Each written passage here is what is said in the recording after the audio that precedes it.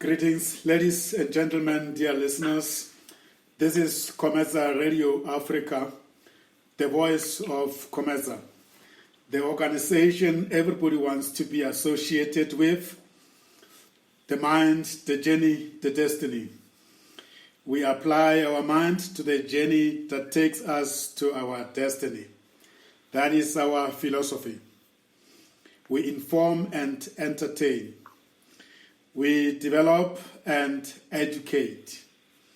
We empower and support.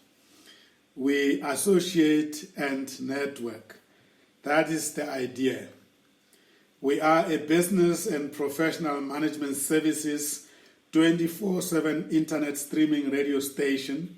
We broadcast 50% of music and 50% of talk shows. Our objective is to use the African storytelling and Lekgotla conversation methodology in offering career coaching, education and learning guidance, continuous professional development, enterprise and entrepreneurship development, and connecting supply to demand. Our talk shows aim to affirm and support business professionals and entrepreneurs in their personal and professional journey of bringing difference to the world. My name is Sam Zima.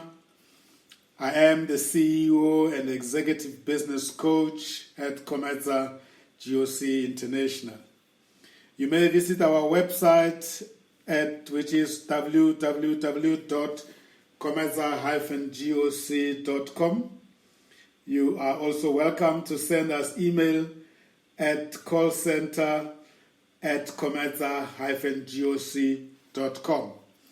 We encourage you to consider becoming a member, either corporate or individual, of Comeza Friends and Supporters Club, NPO, and join us on the journey of making a difference. That can be done online at www.comezaclub.africa. I would like at this moment to welcome our guest, Lawrence Khekhe. Greetings, my brother. Greetings, Mr. Tima, and how are you? I'm doing very well, and how are you keeping? I am well, so I can't complain. Let me just send my greetings again to all the listeners. Wonderful, beautiful. Thank you for accepting the invitation to come and hold this conversation with me, and at the same time accepting that we will use your story to inspire the others out there. Yes, sir. No, it's always important to inspire one another and take out all the stories where we come from and how did we get into this industry. Beautiful, beautiful. We have introduced this approach at Comeza Radio Africa after having realized that we are slowly walking away from one of the powerful methodologies that our great-great-parents have used in transitioning from one stage to another with the stories and making sure that generation after them continue doing the same. Yes, sir. And we are combining it with the modern methodologies and technologies and to impact on our professional journeys. Wow, great news. Absolutely. Wonderful, Mr. Tima. This is the time to reach out to the methodologies that the Africans across the continent have used for many, many years, tested for many years, and proven to be very much working. Yes. Beautiful. Let's start first by telling the listeners out there who Lawrence Khekhe is, your full names, where you grew up, and how did you grow up doing, and all the wonderful things that you used to enjoy being a child. All thank you very much, Mr. Tima, for this opportunity. And I hope everyone will be learning from whatever that I'm going to give out all the information. Mr. Tima, as you have introduced me, let me just do the honors. My name is Lawrence Khekhe. I'm the founder and CEO of the company called Eyethu National Computer College and the organization called Lawrence Khekhe Educational Foundation. And I'm running a company again called Bohlokwa Computer Solutions. Mr. Tima, Lawrence Khekhe, he is a young person at the early ages, and he is the firstborn of Mr. Khekhe and Mrs. Khekhe, but I was raised by a single parent. I'm coming from the dusty streets of Evaton, which is in the south of Joburg. Growing up, Mr. Tima, in a simple way, I grew up like any other teenager, being stubborn, but somehow I'm coming from the poverty-alleviated family. I was raised in a shack, so basically my life was based in the dusty streets of Evaton. Hence the way, in a sort of way, they always say, Mohale Otamarwele. Wow. So Lawrence Khekhe has been into that upbringing. I was raised by a single parent. I went to a primary school in a township called Letseko Primary School, the name of the primary I went to, and the high school I went to, Matlake High School, which is in the township. So everything that I did, even the dream that I had, it was to make a difference and change the young people's lives. Wow. And the township is, what's the name of the township? The name of the township is Evaton. Oh yeah, the Evaton in the Vaal area. Yes, because actually I started staying from Sharkville. Sharkville is the one that actually had more history when it comes to Vaal, and then we moved from Sharkville to Evaton. So basically I can say I'm having the ownership of that Evaton thing. Yeah, I must say the name Evaton sounds a bit more sophisticated and advanced, and one wouldn't expect to find a shack in Everton. And there's a lot of shacks in Everton. If ever you can come in Everton. Yeah, yeah. It's a humble place. Yes. Do you know that the great kings are born, and I like you're saying, kings are born out of the dust. Most definitely, because the kings, honestly, if ever we can check the history of the rural areas, most of the kings were born where? From the dusty, you see. So we shouldn't be feeling bad after all when we are battling these dusty streets that we're going through. Yes. It's not something that we're saying is right, from a human rights point of view, but we have learned to figure out our way out of that poverty, like you did. Yes. Do you regard yourself that as somebody that has overcome poverty, and you are now making sure it never raise its head again? From where I am today, I can say I have overcome the poverty, because the only thing now that I do is just to make an impact to those ones who are still there. I'm trying by all means to teach them how to catch a fish. Wow. That's all I am about. You use some wonderful English words, English idiomatic expressions, Lawrence. Yes, sir. You must have had very good teachers in high school, in primary school and high school, or you must be loving education, right? Yeah, because I always tell people that education is not basically a destination, but when it comes to education, it's a journey. Similar goes to the success. So we never stop learning. Yeah.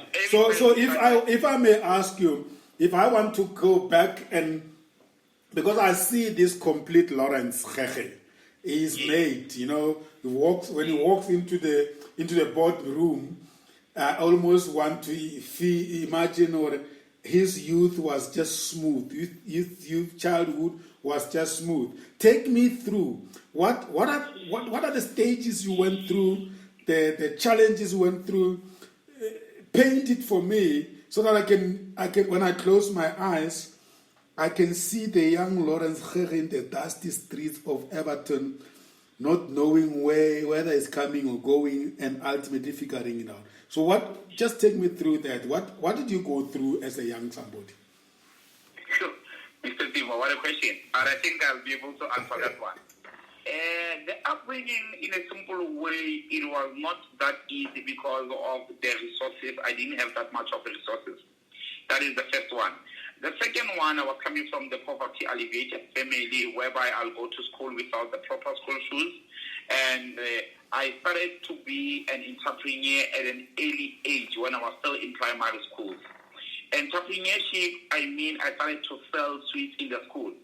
I started to implement actually most of the projects. In a simple way, I can say I've been an activist. I've been an artist in the upbringing. So certain things, when I was growing up, it was not in a good because I'll go to school without the lunch box. I'll go to school without the proper uniform. But through all those things, I managed to make it through that. Because I remember even at school, I was one of those people who are hardworking. In a simple way, I cannot say I was that genius, but I was the hardworking person. I was passing well.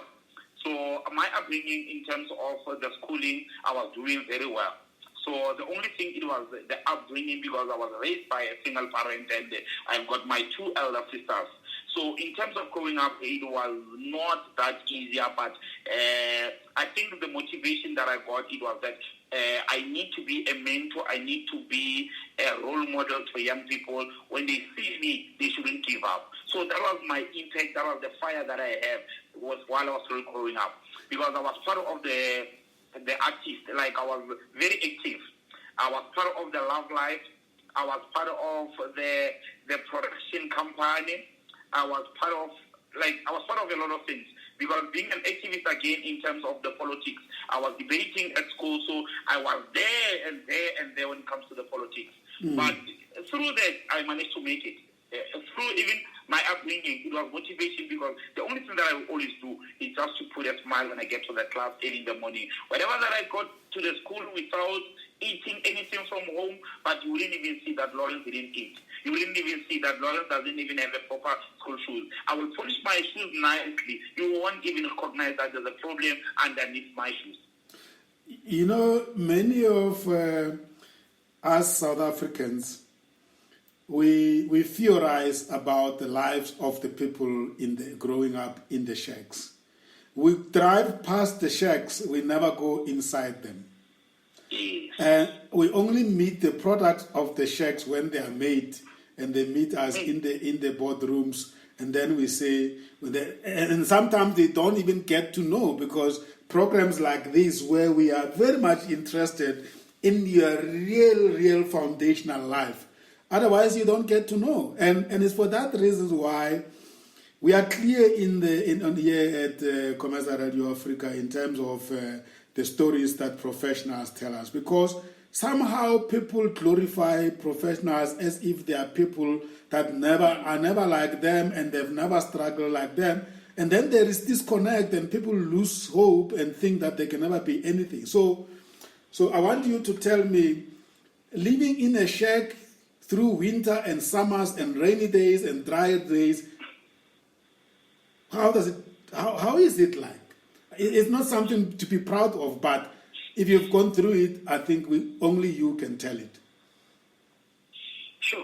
You know, Mr. Tima, one thing that I can tell you is that even now I cannot embrace poverty. I cannot embrace and teach it to young people that it's a good thing when they say, it's not basically a good thing when they say to you as a young person, there's a land somewhere where you can put your shack and you say that it's over. It's your life. But I'm saying, in a simple way, growing up inside a shack, it was hectic. When it's winter, it's cold. When it's summer, it's hot. So the feeling, you can be able to get it because inside that shack, it's a lot of family members inside the shack. I still remember when we grew up with our cousins, with my grandma, with my mother, with my other three sisters, and it was only 2-room shack. So basically, it was not easy at all because we needed to share. I needed to sleep in the kitchen so that early in the morning I need to wake up and put things aside, and then I need to pour water in a paraffin stove so that I can be able to boil the water. So basically, inside it was not easy. But the only thing that made me, or that kept me going, it's only the love that I had at that time. Wow. And the passion that I have that, if ever I can give up now, what about other young people that are living around the area where I'm living? Because now I'm coming from the area whereby it's all about gangsterism. It's all about the drugs. It's all about alcohol abuse. So I didn't want to be associated with that because I had a vision. I had this thing in my life that I want to be successful. I want to make an impact. I want to go back and make a difference in my own town. But the type of success you wanted was not that of being Liginza driving a car that you didn't even work for. Yes. It was something else. What was it? The type of success that I wanted, Mr. Jima, it was that one that will, in a simple way, I'll always say, inside the bucket. Yeah. This one is very simple. Because somebody once asked me, what really makes you happy?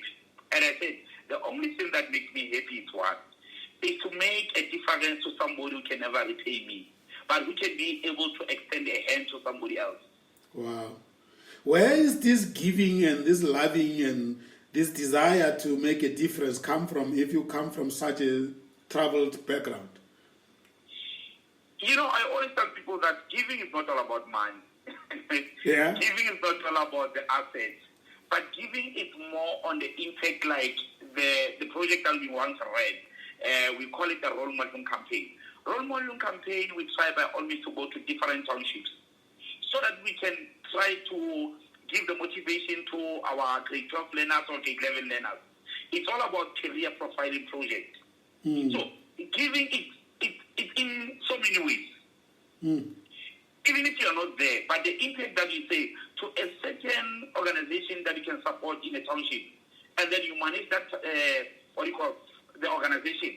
It's part of giving, because sometimes you become busier with our work. But the most important thing is giving in any way. So I think on my side, yes, it's part of life that somehow you need a tribe, you need something that you can be able to attend meetings with. But on my side, giving was that success for myself is just to say I need to make an impact to those ones who are not there yet. What are the things in Evaton, in the environment where you grew up, what are the things that every time you saw them made you wanting to change them? Gangsterism. Yeah. Alcohol abuse and drugs. Teenage pregnancy. And fiscal things? Physical things, we're talking about your poverty there. Even if you get to Evaton, because most of the people in Evaton are staying in a shack. Like, there's this yard. So there was the amenities. So the amenities and infrastructure are not that of a good living standard. Yes. But there was a community, right? And there is a community. Yeah, there is a community. Who were your I can say. Sorry, Mr. Tima? Who were your influencers as you were growing up? People that influenced you positively? That was my problem when I was growing up. Because I never had anyone who influenced me, especially amongst my community.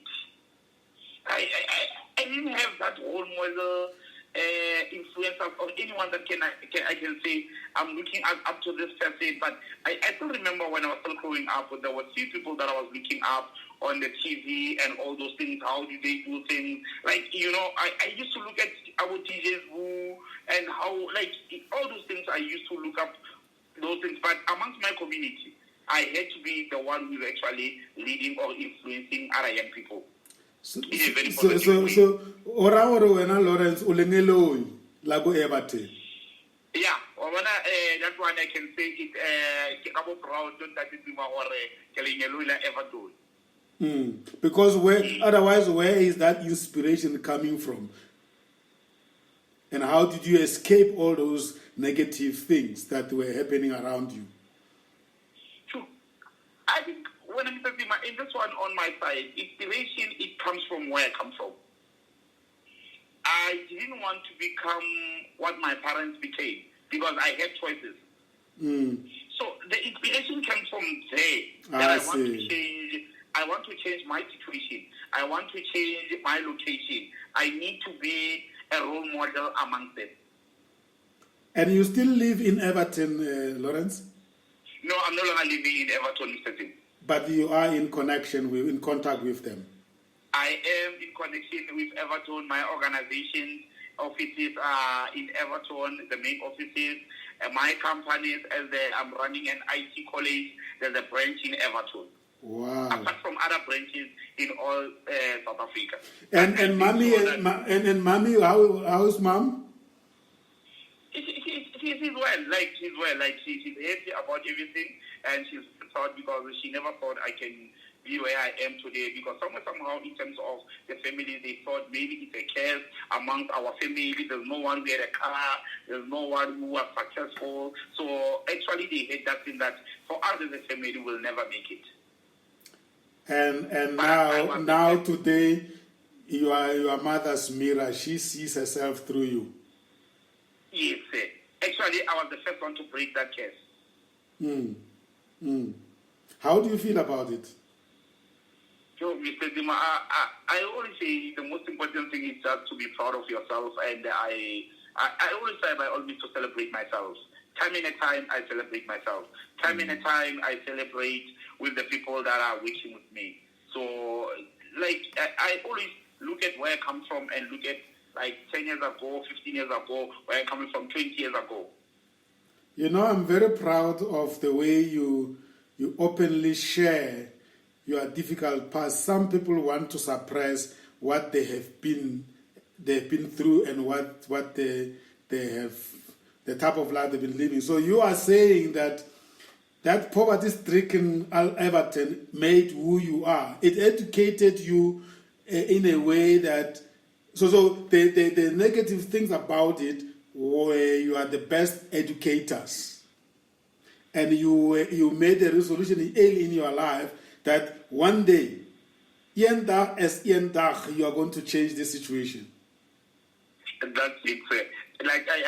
I had to work very hard to say, and then I'll change the situation. No matter the circumstances that I came through, but I managed to conquer all those things. Wow.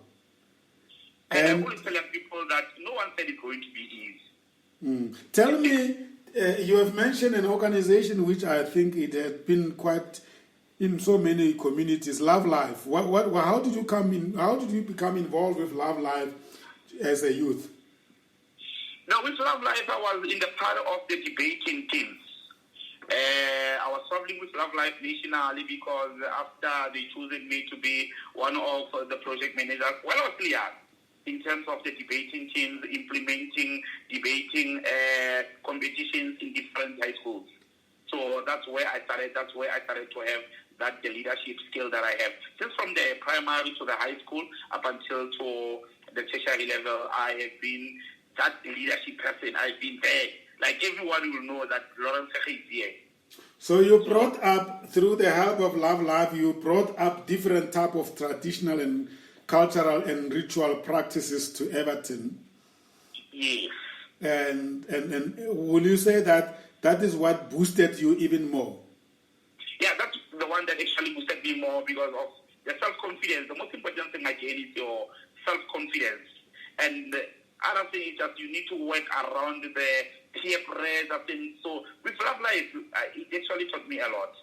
Wow. Peer pressure things and the leadership and your confidence, it actually built me. So it does help, Lawrence, that in every community there must be structures like those. In fact, there can never be more. There can never be enough of those, right? There can never be enough. Are there other young people that escaped this poverty together with you from Evaton?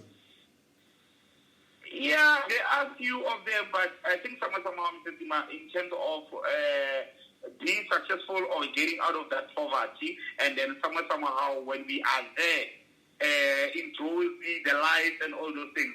We totally forget that there's youth in Evaton that needs us. So there are people who actually made it, I think, amongst my peers, but most of us at that time, they never made it. So the work is not done in Evaton? It's not yet done. Every opportunity I get, I always try by all means to start where I come from. I was raised by a village. There's a word that says it takes a village to raise a child. To be where I am today, I was raised by a village. So that means there are parents and adults, elderly people in Evaton that mean good for the children of Evaton. Yes. Wow. I can say even the teachers, they've done a great job in terms of actually putting us in a very right way and say, Lawrence, but there's a potential in you. But if ever, Lawrence, you can stop being stubborn and doing this thing and doing this thing, because as a teenager, I did what teenagers were doing at that time. So that, were you ever called by a teacher and be told that, Lawrence, if you don't stop this, you are going to waste? Yes. Most of them, they used to call me and tell me straight that if ever you don't change this life, then your future, and you'll be in the street and you'll be selling a cigarette. When did it dawn to you that you had to change? Mr. Dima, after K-12, they're saying let's start after K-12. But as soon as I was still in K-12, because K-12 it only takes 5 months. That's when it started to sink in my head. What's going to happen with me next year? What's going to happen about my future?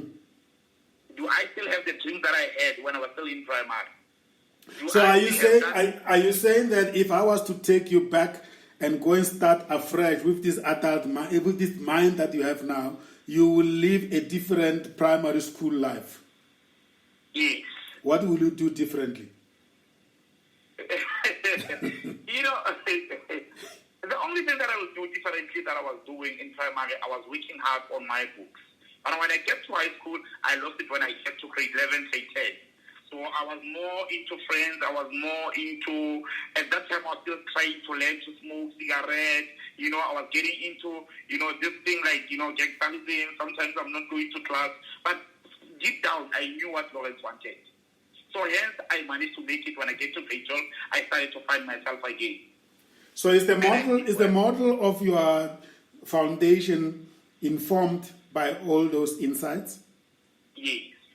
And you have specific programs that are intended to stop such things that whisk the young people away into darkness? Yeah, I can say that, Mr. Sima, that I actually had to have conversation with myself. And there's a book that I was reading, that conversation with yourself. Yeah. So I had to do a conversation with myself. Did you enjoy that conversation? I did enjoy it. Because growing up, in terms of being intelligent or being there, I used to read books. Before I can even get to certain grade of standards, I would read that book before I can get there. Because I even read Shakespeare before I can even get to standard 10. I read Maru before even I can get there. I read all these books before I can get. By the time I get there, I still remember I used to implement the project, like dramas. We'll act Maru. Like I had to get people to come and act Maru. So you so that carry on. Yeah, so that other learners, even if they don't understand the book, but when they see the production acting, they can be able to adjust to the book.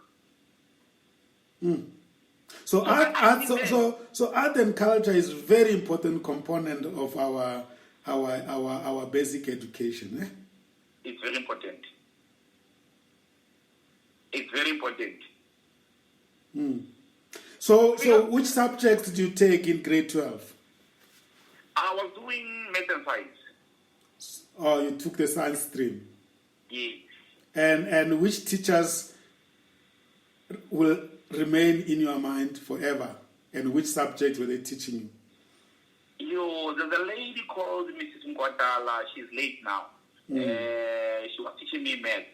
she actually believed me so much in me. She actually believed in me. Because I still remember when I was doing my grade 11 and grade 12, she will give me what do you call the office key, so I can be able to start even after school, because I didn't have much resources at home. So she actually took care of me. I was actually one of those learners.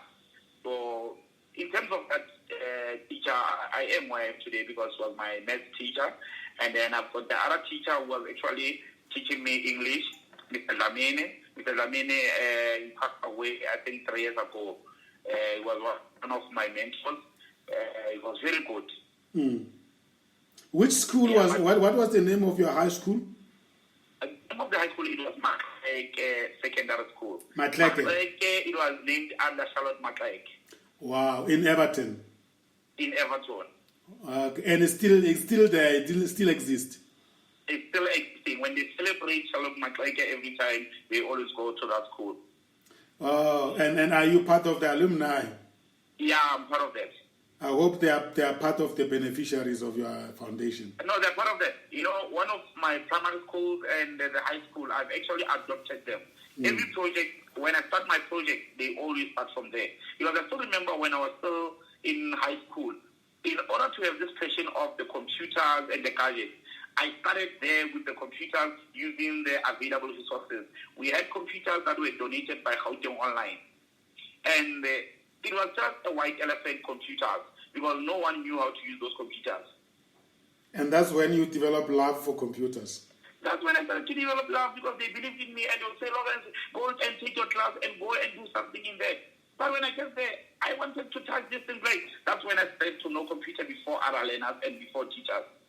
Because most of our teachers, it was I'm a BBT. I'm a BBT, we say it's I'm born before technology. So they didn't even know how to use the computers. Yeah.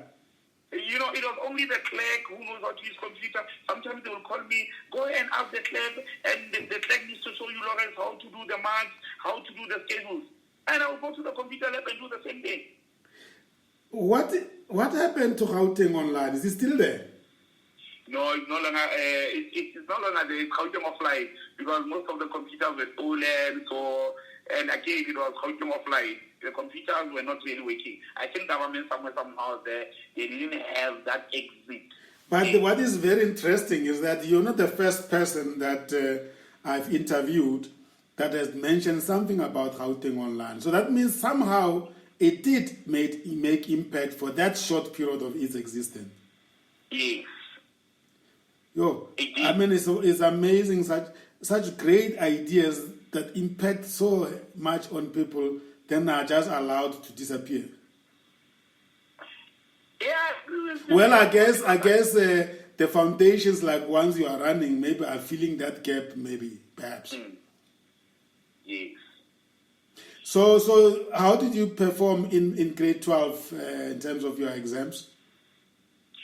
With my grade 12, I did well, Mr. Zima, even though not the way I wanted, because I had to rewrite few subjects after that, but I did well. That's when I started to get my bursary, because I needed to get a bursary.